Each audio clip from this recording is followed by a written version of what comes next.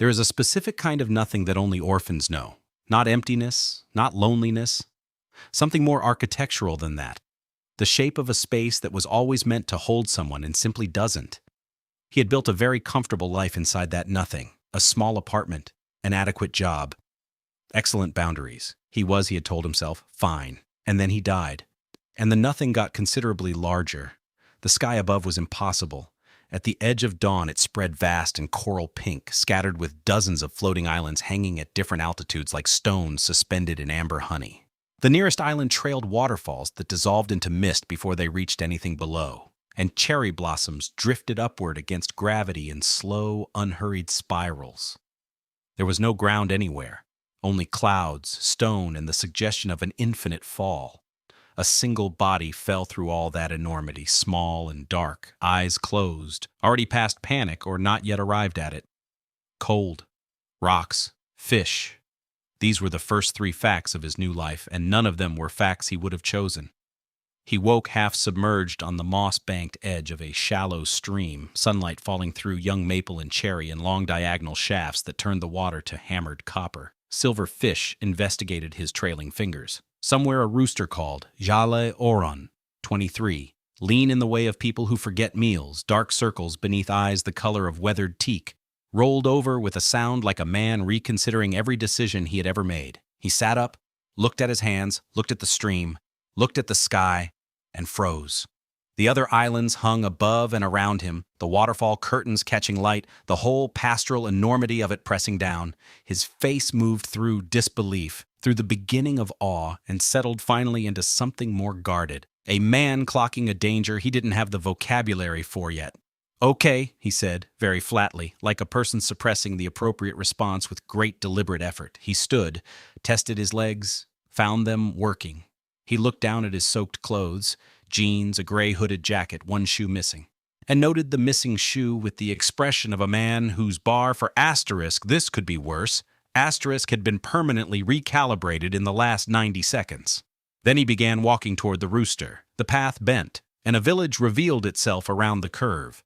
A dozen buildings of weathered dark timber and pale plaster, rooftops tiled in green-glazed clay, fishing nets hung to dry between posts. Beyond it, the land simply stopped, and the open sky began.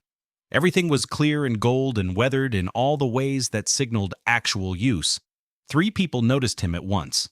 A boy of 9, gap-toothed, wearing what appeared to be a fishing net as a cape, stood atop a fence post with no concern for physics or consequence, staring openly. A broad-shouldered woman in her 60s, silver-streaked hair pinned with a wooden skewer, turned from her nets and evaluated him with calm, unhurried thoroughness. And a younger woman, mid-20s, holding a ledger and an ink-stained brush, looked up from her work and did not look away again. "He only has 1 shoe!" the boy crowed, with the pure delight of a child who had found the most interesting thing to happen all week. The older woman's mouth curved. "So he does," she said warmly. "Come here then, 1 shoe? You look like the sky dropped you."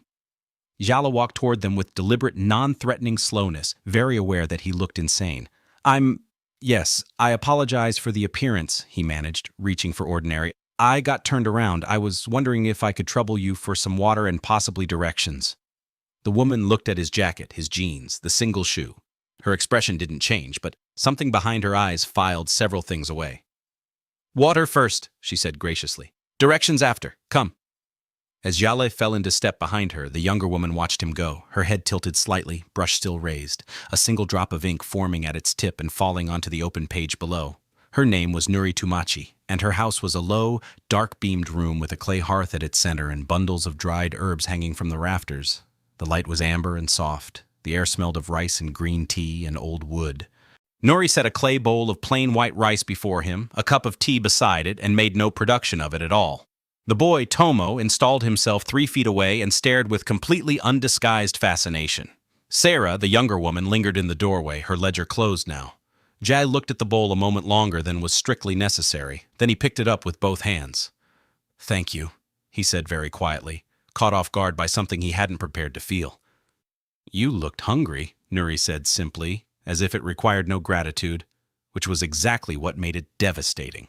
He ate. Tomo watched every bite, then launched his inquiry with great formality. What are those things on your legs? Is that one piece or two pieces? Where do you come from? Can you swim? Do you know anyone? Tomo, Sarah said, dry and automatic, a sibling reflex worn smooth by decades. I'm asking important questions, the boy replied, entirely unrepentant. A flicker of warmth crossed Jalle's face, carefully rationed. 2 pieces, far away, yes, no. Tomo considered this, nodded, and seemed satisfied. Far away, Nuri echoed, laying the words down like a careful card. Which island? Here was the first test. Jalle set down the bowl and looked at her, and found her looking back with exactly the intelligence he had suspected from the first moment. He made a decision. Nowhere that has a name on any chart you'd have, he said, honest in a way that was also strategically incomplete. I came through a passage, in the sky. I don't entirely understand it myself. The fire popped into the silence. A sky passage, Sarah repeated, precise and neutral, calibrating rather than accusing. You arrived by sky passage and you don't understand it. I'm aware of how that sounds, Jalle offered, with a hair of self-deprecating humor. Do you have a skill? She asked. A trade? Another decision, this one slightly larger.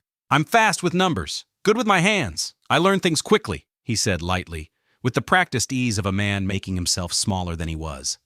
I'll work honestly for room and board until I figure out what I owe you and how to repay it. That's all I'm asking. Sarah and Nuri exchanged a look that held an entire private conversation in a quarter of a second. There's a storage room, Nuri said, the decision made and set down lightly. It's not much. It's more than I had this morning, Jalle answered, with an unperformed sincerity that caught even him off guard. By late afternoon, the village square had filled with golden hour. Women sorting the catch, men repairing a cartwheel, children running a game whose rules were opaque and absolute. Jalle sat slightly apart on a stone wall, a piece of wood and a small knife in his hands. He carved without performance, his fingers moving with the absent fluency of deep habit while his eyes filed everything away. The well pulley was wrong. He could see it from where he sat.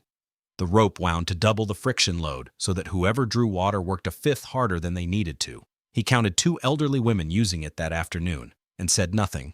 The cartwheel would seat fine, he saw, but its axle housing had worn asymmetric and would grind through by spring. He said nothing. Don't, the voice in him warned, quietly urgent. Asterisk. Not yet. You don't know the rules. You don't know what it costs to know things here. You don't know who's watching. A shadow fell across him. He looked up at a man of 40-something. Once fine features worn down to something more honest, clothing that had been expensive before it was neglected. His hands were both ink-stained and calloused, suggesting a double life. That's an interesting cut on the grain, the man observed lightly, the way one approaches an interesting thing very obliquely. Standard practice here is to split with the growth rings, not across them. Where did you learn to work it that way? Jalle looked at the wood, at the man, at the wood again. Habit, I suppose, he said, slightly too casually.